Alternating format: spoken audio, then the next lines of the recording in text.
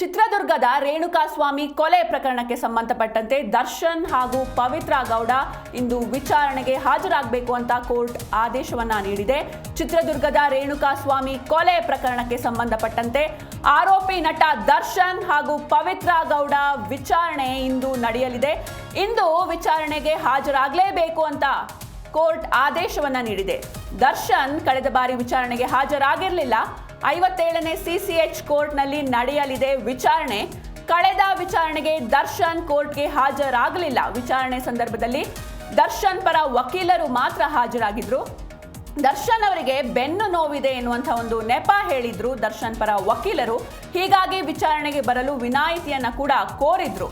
Court ತರಾಟೆಗೆ ತೆಗೆದುಕೊಂಡು ಈ ವಿಚಾರಣೆಗೆ ಹಾಜರಾಗಲೇಬೇಕು ಎನ್ನುವಂಥ ಒಂದು ಸೂಚನೆಯನ್ನ ನೀಡಿದೆ. ಇಂದು 11 ಗಂಟೆಗೆ ಕೋರ್ಟ್ಗೆ ಆರೋಪಿ ದರ್ಶನ್ ಹಾಗೂ ಪವಿತ್ರ ಗೌಡ ಬರುವಂತಹ ಸಾಧ್ಯತೆ ಇದೆ. ಇನ್ನು ಚಿತ್ರದುರ್ಗದ ರೇಣುಕಾಸ್ವಾಮಿ ಕೊಲೆ ಪ್ರಕರಣಕ್ಕೆ ಸಂಬಂಧಪಟ್ಟಂತೆ ಇಂದು 57ನೇ ಸಿಸಿಎಚ್ ಕೋರ್ಟ್ನಲ್ಲಿ ವಿಚಾರಣೆ ನಡೆಯಲಿದೆ. ಈ ವಿಚಾರಣೆಗೆ ಆರೋಪಿ ನಟ ದರ್ಶನ್ ಹಾಗೂ ಪವಿತ್ರ ಗೌಡ ಹಾಜರಾಗಲಿದ್ದಾರೆ. ಇಂದು ವಿಚಾರಣೆಗೆ ಹಾಜರಾಗಲೇಬೇಕು ದರ್ಶನ್. ಕಳೆದ ವಿಚಾರಣೆಗೆ ದರ್ಶನ್ ಕೋರ್ಟ್ಗೆ ಹಾಜರಾಗಿರಲಿಲ್ಲ. ವಿಚಾರಣೆ ಸಂದರ್ಭದಲ್ಲಿ ದರ್ಶನ್ ಪರ ವಕೀಲರು ಮಾತ್ರ ಹಾಜರಾಗಿದ್ರು. ದರ್ಶನ್ ಹಾಜರಾಗಿರಲಿಲ್ಲ. ದರ್ಶನ್ ಅವರಿಗೆ ಬೆನ್ನು ನೋವಿದೆ ಅಂತ ಅವರ ಪರ ವಕೀಲರು ಹೇಳಿದ್ರು. ಹೀಗಾಗಿ ವಿಚಾರಣೆಗೆ ಬರಲು ವಿನಾಯಿತಿಯನ್ನ ಕೂಡ ಕೋರಿದ್ರು. ಕೋರ್ಟ್ ನಂತರ ತರಾಟೆಗೆ ತೆಗೆದುಕೊಂಡಿತ್ತು. ಈ ವಿಚಾರಣೆಗೆ ಹಾಜರಾಗಲೇಬೇಕು ಅಂತ ಸೂಚನೆಯನ್ನ ನೀಡಿದೆ. ಇಂದು 11 ಗಂಟೆಗೆ ಆರೋಪಿ ನಟ ದರ್ಶನ್ ಹಾಗೂ ಪವಿತ್ರ ಗೌಡ ಸೇರಿದಂತೆ ಉಳಿದಂತಹ ಆರೋಪಿಗಳು ಕೂಡ ಕೋರ್ಟ್ಗೆ ಬರುವಂತಹ ಸಾಧ್ಯತೆ ಇದೆ. 57ನೇ ಸಿಸಿಎಚ್ ಕೋರ್ಟ್ನಲ್ಲಿ ಇಂದು ಬೆಳಿಗ್ಗೆ 11 ಗಂಟೆಯಿಂದ ವಿಚಾರಣೆ ಆರಂಭವಾಗಲಿದೆ. ಈ ಬಾರಿ ಯಾವುದೇ ಒಂದು ನೆಪವನ್ನ ಹೇಳ್ದೇನೆ ಕೋರ್ಟ್ಗೆ ಹಾಜರಾಗಲೇಬೇಕು ದರ್ಶನ್. ಕಳೆದ ಬಾರಿ ಹಾಜರಾಗಿರಲಿಲ್ಲ, ಬೆನ್ನು ನೋವಿದೆ ಅಂತ ಹೇಳ್ಕೊಂಡಿದ್ರು. ಹಾಗಾಗಿ ಕೋರ್ಟ್ ವಿಚಾರಣೆಗೆ ಬಂದಿರಲಿಲ್ಲ. ಅವರ ಪರ ವಕೀಲರು ಮಾತ್ರ ಕೋರ್ಟ್ಗೆ ಹಾಜರಾಗಿದ್ರು. ದರ್ಶನ್ ಪರ ವಕೀಲರು ಕೋರ್ಟ್ಗೆ ಹಾಜರಾಗಿದ್ರು.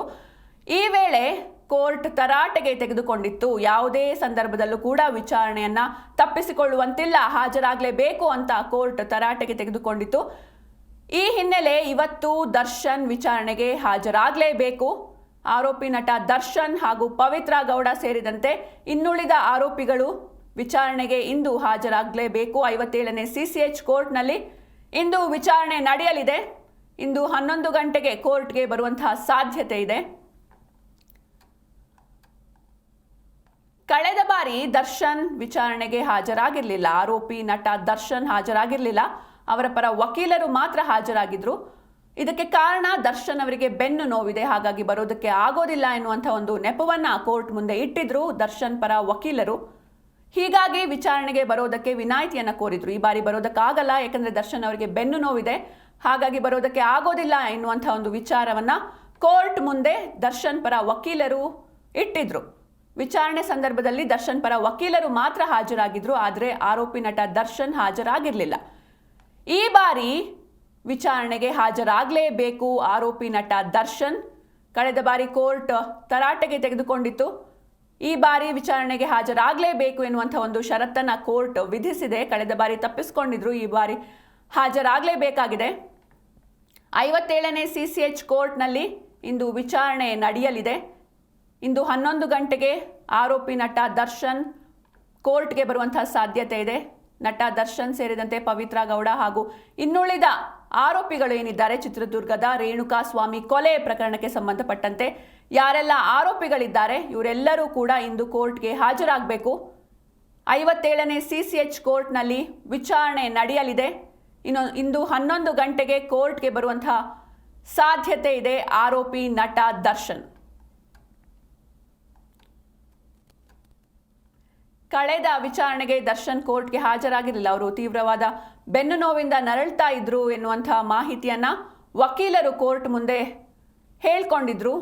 ವಿನಾಯಿತಿಯನ್ನ ಕೋರಿದ್ರು. ಯಾಕಂದ್ರೆ ಈ ಬಾರಿ ಬರೋದಕ್ಕಾಗಲ್ಲ, ಮುಂದಿನ ಬಾರಿ ಬರ್ತಾರೆ, ಯಾಕಂದ್ರೆ ಬೆನ್ನು ನೋವಿದೆ, ದರ್ಶನ್ ಅವರಿಗೆ ಬರೋದಕ್ಕೆ ಆಗಲಿಲ್ಲ ಅಂತ ಕೋರ್ಟ್ಗೆ ದರ್ಶನ್ ಪರ ವಕೀಲರು ಮಾತ್ರ ಹಾಜರಾಗಿದ್ರು ಕಳೆದ ಬಾರಿಯ ವಿಚಾರಣೆಯಲ್ಲಿ.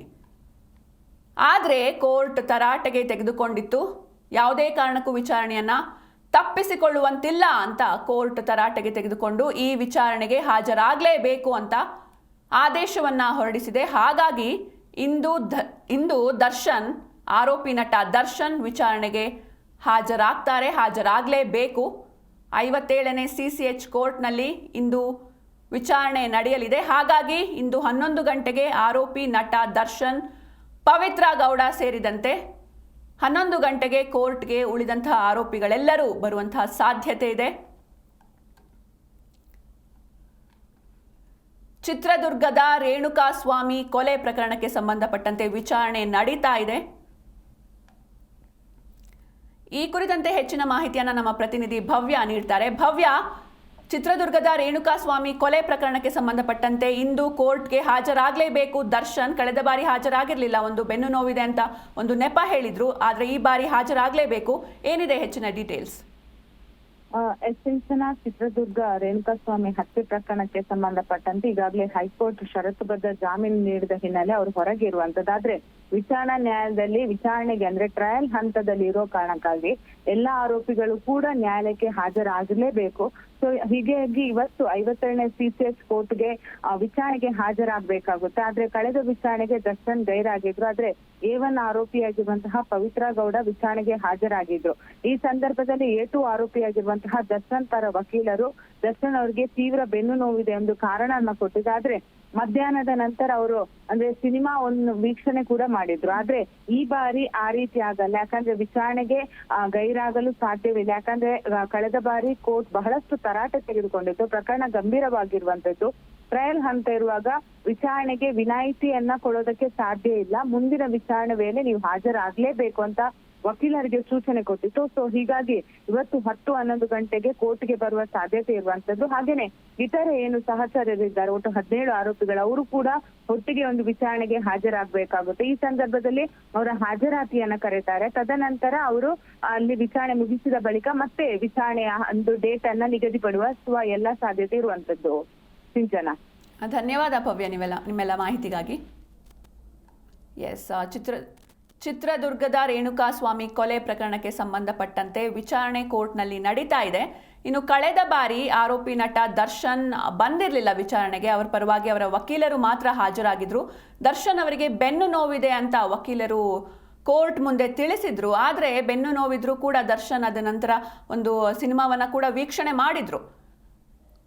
ವಿಚಾರಣೆಗೆ ತಪ್ಪಿಸಿಕೊಂಡ ಹಿನ್ನೆಲೆ ಕೋರ್ಟ್ ದರ್ಶನ್ ಅವರನ್ನ ತರಾಟೆಗೆ ತೆಗೆದುಕೊಂಡಿತ್ತು. ಈ ವಿಚಾರಣೆಗೆ ಹಾಜರಾಗಲೇಬೇಕು ಅಂತ ದರ್ಶನ್ ಅವರಿಗೆ ಕೋರ್ಟ್ ಷರತ್ತನ್ನ ವಿಧಿಸಿದೆ. ಹಾಗಾಗಿ ಇಂದು ಆರೋಪಿ ನಟ ದರ್ಶನ್, ಪವಿತ್ರ ಗೌಡ ಸೇರಿದಂತೆ ಇನ್ನುಳಿದ ಆರೋಪಿಗಳು 57ನೇ CCH ಕೋರ್ಟ್ಗೆ ಬರಲೇಬೇಕು. ಇಂದು 57ನೇ CCH ಕೋರ್ಟ್ನಲ್ಲಿ ವಿಚಾರಣೆ ನಡೆಯಲಿದೆ. ಇಂದು 11 ಗಂಟೆಗೆ ಕೋರ್ಟ್ಗೆ ಎಲ್ಲ ಆರೋಪಿಗಳು ಬರುವಂತಹ ಸಾಧ್ಯತೆ ಇದೆ.